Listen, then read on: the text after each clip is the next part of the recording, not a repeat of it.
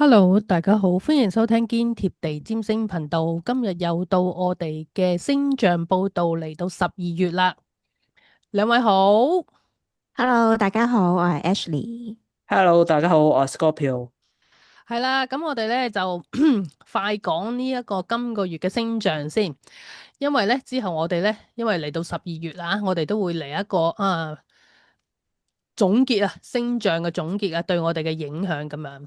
嗱，首先咧喺12月5號咧，就係呢個雙子座嘅滿月啦，full moon 啦咁樣。咁個數據咧就係月亮喺雙子座嘅13度，對分呢個太陽喺人馬座13度，就係喺12月5號上午嘅7點14分香港時間咧，就係呢個滿月啦。咁呢個滿月咧就係變動星座啦，咁樣咁一望咧就望到，同呢個南北交點咧喺處女座同雙魚座都係變動星座喎，咁樣咁變成一個即係好似一個哇一個完結開始係咪一個滿月係咪有一啲要 round up 嘅味道咁樣咁啊？Scorpio 交俾你啊，呢一個滿月就係點樣咧？你覺得？呢個滿月咧就啱啱講咗啦，呢個雙子座嘅滿月嚟嘅。咁啊，亦都有呢個南北交點咧喺呢個處女同埋呢個雙魚嘅軸線度啦。咁啊，組成咗一個大十字嘅陣啦。咁呢個大十字嘅呢個上位嘅陣咧，咁啊通常都係講緊各種能量嘅拉扯。咁啊，如果我轉翻人話嚟講啊，咁就喺呢個。通常咧，呢個變動星座嘅朋友仔咧，會喺呢段時間度咧，感覺到咧身邊咧有好多挑戰走出嚟啦。咁啊，有好多嘢就好似呢時呢刻咧，就逼你咧去作出一個最後嘅抉擇啊！就你又唔能夠再左搖右擺咁樣就扮冇事發生過咁啦。咁啊，就特別再值得一提嘅就係咧，呢一個滿月咧，就用呢個香港嗰個位置喺度起盤嘅時候咧。就正好係呢、個土星咧，就咧合咗呢個下降，唔係土星合咗你跌底。天底位嘅，係啊，唔好意思啊。嗯咁啊合咗呢個天底位嘅時候咧，其實咧天底位都係講緊一個人內心嘅安全感嘅港灣啦，呢、個嗯安全感嘅基礎啦。如果土星合咗呢個天底位嘅時候咧，咁就尤其是變動星座嘅朋友仔啊，就要注意翻咧，其實自己會唔會係有一啲嘢係搲住咗過去一啲嘢。唔想放手，就咧令到自己咧裹足不前咁嘅咧，咁就Ashley 有冇補充咧？你都係變動星座朋友仔嚟喎。我係啊，我係變動星座嘅朋友仔，我亦都有朋友係呢個度數嘅朋友仔，因為我都識好多變動星座人，我覺得佢哋我諗嗰段時間係會令到好多嘢諗，好多嘢好想圓滿咁解決咯。咁好問題就係成件事係冇辦法可以滿足晒所有嘅願望，所以應該就會比較失望咯，會變成得。嗯同埋咧嗰個情緒啦，你見到個好大嘅水象三角嘅，即係我覺得佢哋喺思緒比較混亂啦，同埋諗太多嘅狀態之下咧，佢哋當日嗰個情緒或者嗰段時間嘅情緒應該都非常之悶咯。咁我覺得就佢哋嘅對象會受到遭殃啦，係啊，同埋嗯其實我覺得最緊要係變動嘅朋友仔，最緊要係你要休息，你個腦要休息。嗯係啦，即係唔好諗太多啲無關嗯重要嘅嘢，同埋唔好為人哋諗，你要為自己諗多啲先咯。係啊，最嗯，緊要係休息，即係最好瞓覺啦。但係我覺得通常諗得即係你知道大十字啊嗰啲咧，唔會瞓得好咯。係咯。係啊，真係唔會瞓得好。咁所以就或者係做多啲運動咯。太攰就會瞓得着噶啦。個人建議。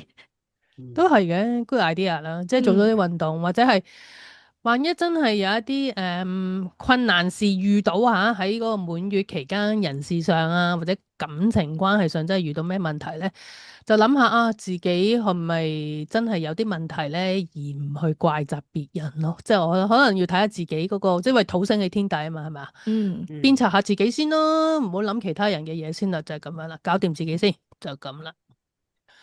好，跟住咧喺呢一個12月10號，阿海王星咧就喺呢一個雙魚座咧，尾度數就順行啦。咁海王星都逆行咗幾個月噶啦。咁啊，翻去雙魚座，咁啊令到你哋呢啲變動星座嘅朋友咧，再一次係咪要覺醒啊？即係要睇清楚呢個世界。咁啊，順行之後咧，去到出年1月咧，就會正式踏入呢個白羊座，咁啊為2026年咧就帶嚟一個即係較大嘅星象嘅改變啦。咁啊，海王星進入白羊座啦，咁樣。咁啊，其實都冇乜特別嘅，我哋即係講翻就係話啊，雙魚座嘅朋友，恭喜你呢一次咧，海王星咧，終於要同你講拜拜啦。咁啊，嚟緊就係白羊座咯。咁有冇咩新嘅計劃啊？喺呢個雙魚座白羊嘅期間啊，Ashley 有冇咩新計劃啊？未有新計劃喎，我反而想講下海王星喺雙魚座，因為嗰陣都有好似十幾年前咁，即係14年前咧。我記得當其時咧，我學占星或者係嗰陣時聽啲老師講咧話，嗰陣時會 New Age 咧會好盛行啊嘛，即係啲魔法啊或者係神秘學會好盛行嘅未來嗰10年。咁其實事實上係真係多咗人識咗咯，我自己咁樣覺得，所以都係嘅，我都覺得係嘅。所以我覺得而家開始離開咗雙魚座啦，咁我哋期盼下究竟白羊座會有啲咩新嘅開始，係關於自我能量咯。冇錯，咁我哋出年先至再講多係啦，我哋啲係啦，海王星喺白羊座嘅變化啦。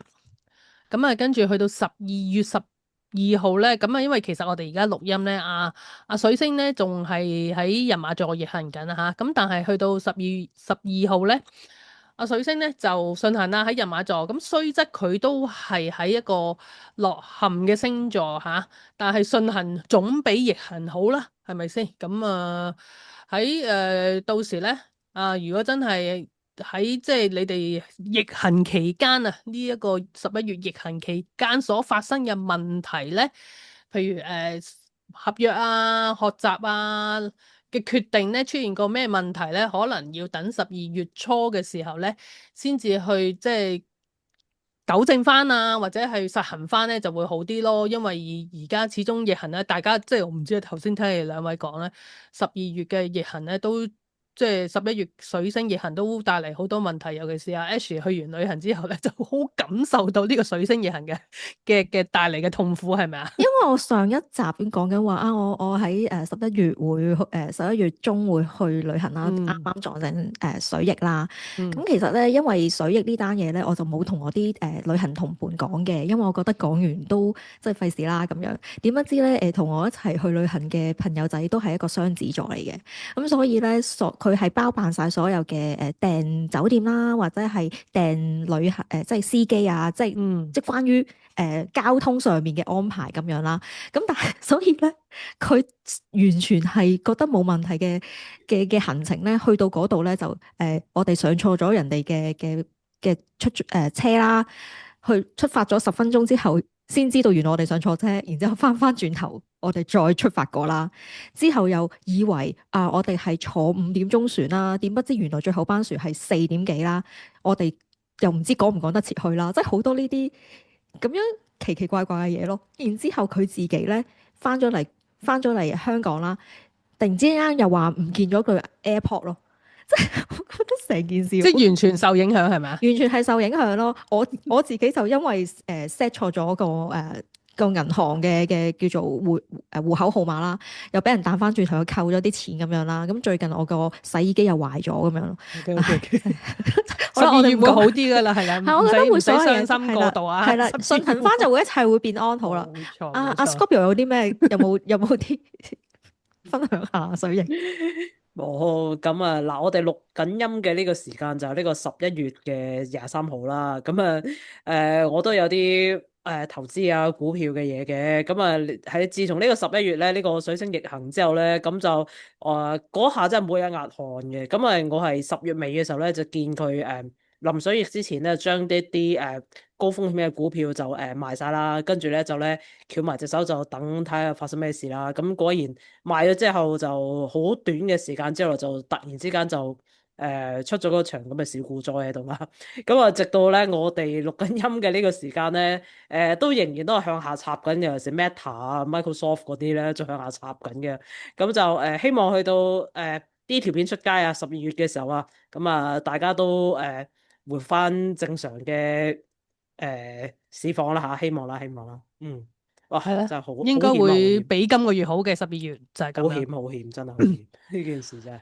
好，去到12月15號，咁啊，火星咧就進入山羊座啦。咁啊，火星去山羊座咧，就係呢一個旺嘅位置啊吓。咁啊，其實即係我哋頭先講啦，啊順行啊水星順行啦，同時間咧又開始火星入山羊座。其實某程度咧，我哋如果喺11月真係或者12月初有咩新計劃咧？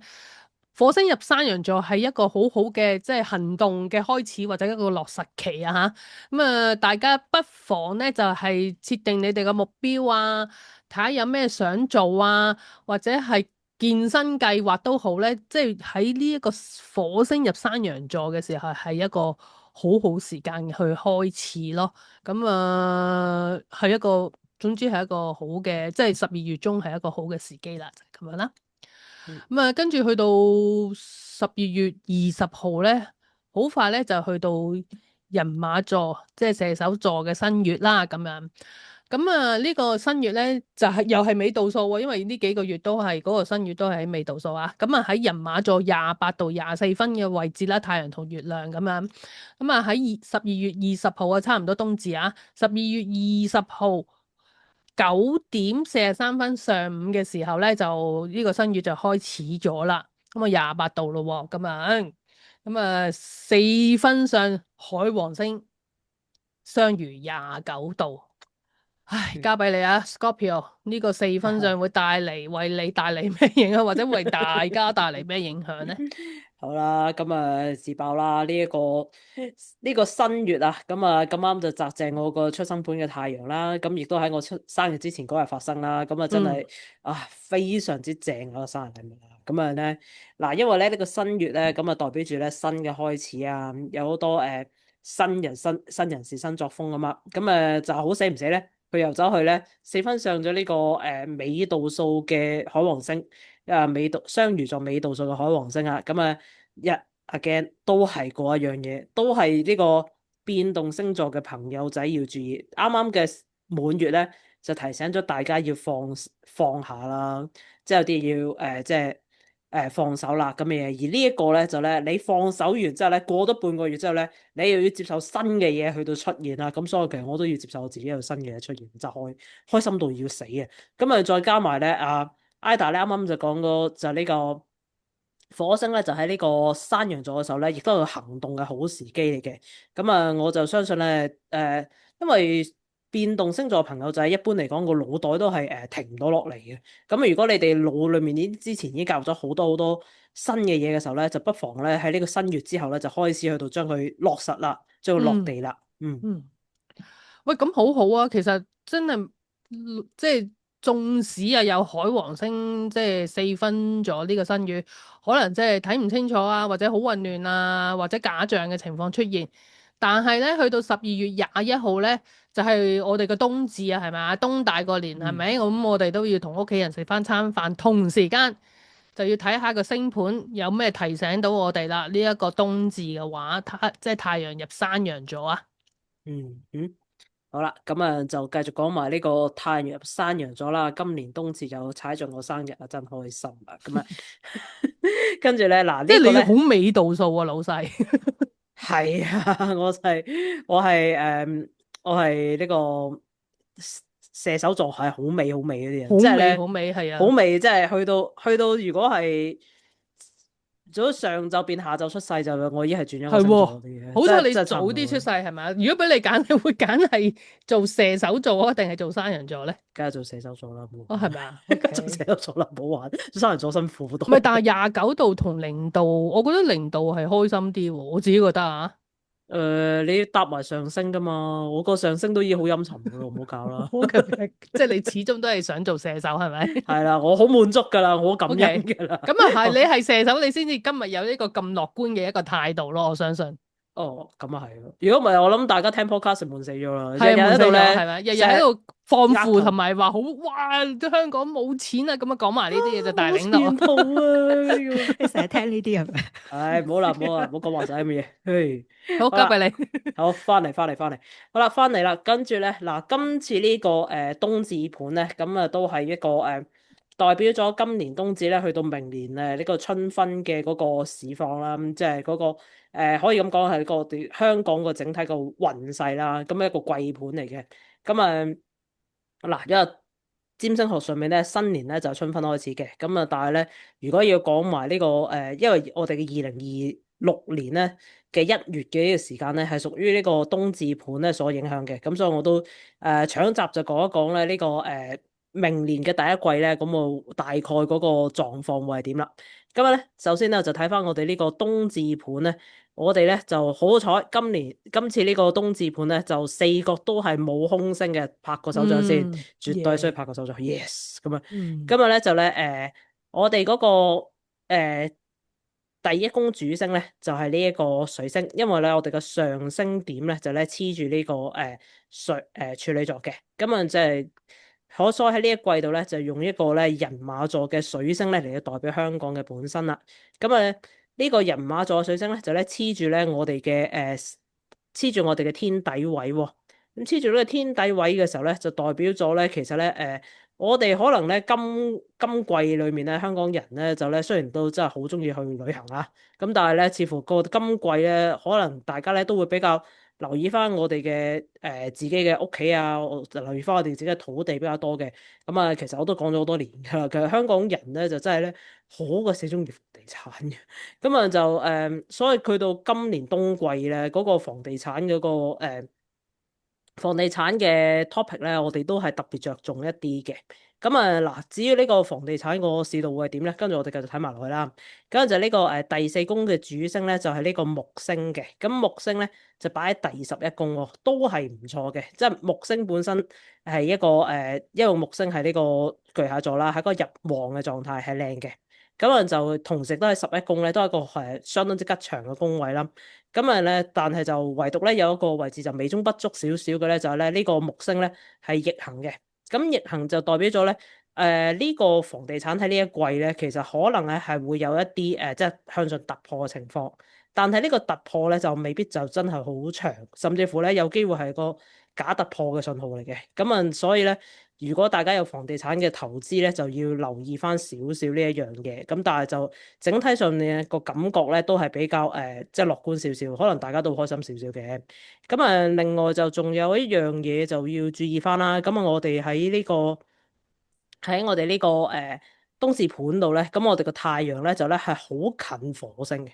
咁呢個火星咧就入咗山羊座嘅火星嚟嘅，入山羊座嘅火星咧係咧相當之勤奮啊，相當之有呢個動力嘅。咁所以我都估計呢一季裏面咧，整體整體我哋呢個城市上面咧，嗰個大家嘅動力係會多翻少少嘅。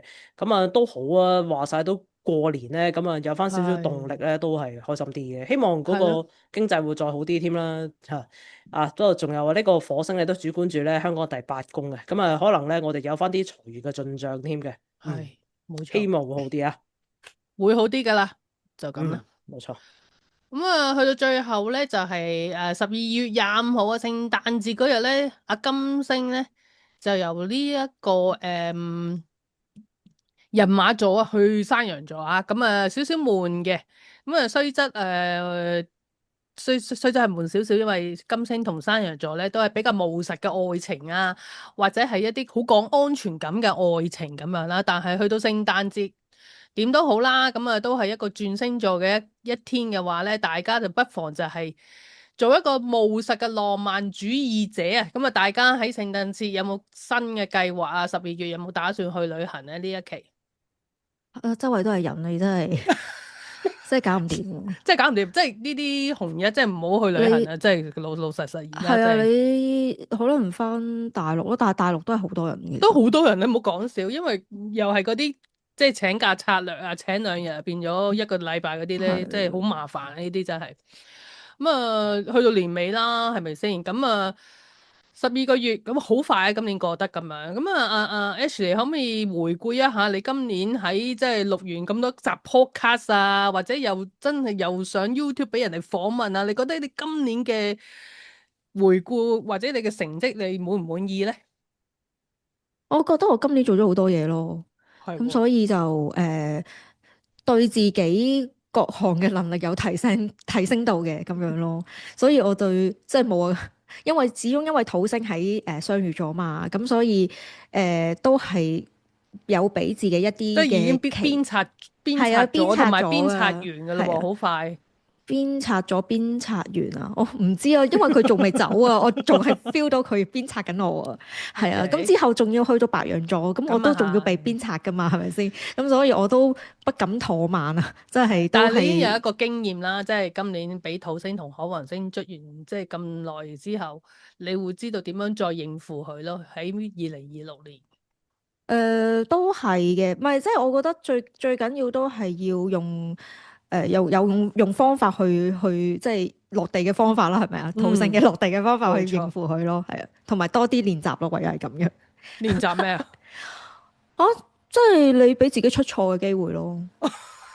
係啊，你因為你成日都要揾一啲叫做好似話咩啊，做完美嘅方案，其實冇嘢有完美咯，即係要俾自己知道呢件事咯。同埋咩？我想講咧，土星經過我嘅上升點，即係入雙魚座咧，我係最瘦嘅嗰期，所以要 OK，多謝你。係啊encourage 大家係啊，係如即係一個好果土星嘅消息，即係好嘅係一個好消息部分係啊，好嘅最部分。最瘦嗰期，係而家肥翻過咗未啊？咁樣而家過晒咯，係咪肥翻啦， ？OK，完，完咗啦已經係啊，即係嗰一剎珍惜珍惜。那嘅開心係咪？誒，冇一剎那嘅都有幾個月嘅。O.K. 好好好，咁啊，Scorpio，咁你今年係咪啊都好多挑戰啦？係咪啊？學你話齋有變，你都係變動星座，再加固定星座嘅朋友啦，係咪先？吃嗯，唔吃力啊？對你嚟講，吃力噶，講真，即係呢個俾呢個天王星係處理啦，亦都俾呢個海王星處理啦。跟住嗰個親愛嘅冥王星咧，都哎呀，係喎，佢又走咗個固定星座，我連續俾三王星一齊處理咗。跟住不過就今年都學咗好多嘢嘅，咁啊就開始將自己占星啊，同埋將自己塔羅牌咧嘅經驗咧，就用喺投資上面啦。咁啊有陣時，我覺得佢作為一個補足自己嗰、個即係決策同埋嗰個直覺嘅方面咧，係非常之有用嘅。因為即係當然唔能夠盲買盲賣啦，呢啲即係你盲咗咁衝，佢就停死啦。咁但係喺一啲你模糊嘅環境底下咧，你唔知點做嘅情況底下咧，你真係虛心去問一個即係宇宙啦，去到俾一個啟示你咧，其實幾好。咁喺呢一年度，我真係學識咗一樣叫做謙卑，真係謙卑好重要。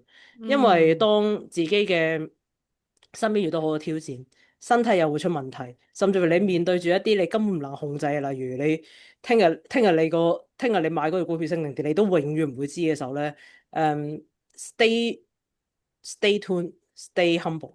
呢個就係好重要嘅一樣嘢。今年我學到好重要嘅功課，嗰人亦都好土星嘅功課。過去係土星嗰幾年掃過晒我人馬座成個星群，而家佢終於走啦。但我感謝佢俾我呢一課，但係我可以鬆一口氣咧，終於。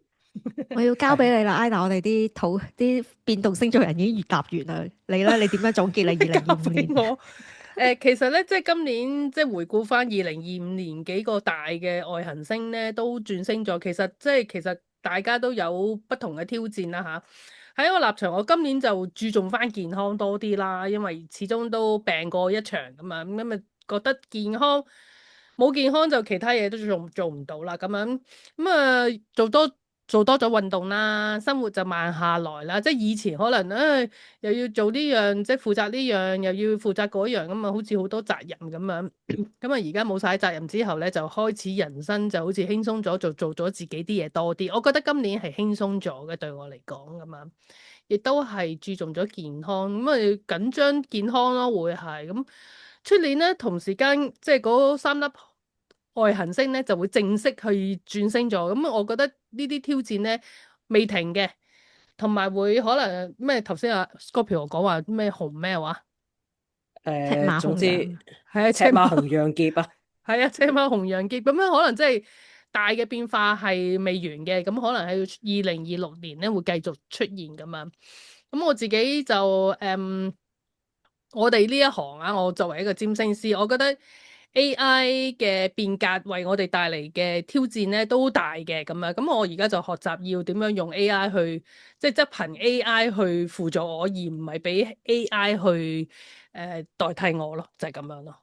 嗯，嗯，有冇最後補充啊？大家總之誒大家 keep 住慢慢向前，雖然各自有自己嘅步伐啦，慢慢向前，帶住謙卑嘅心一路咁學習，我哋慢慢會適應新嘅時代、新嘅環境嘅。我呢一集係俾大家感受到土星嘅一個力量。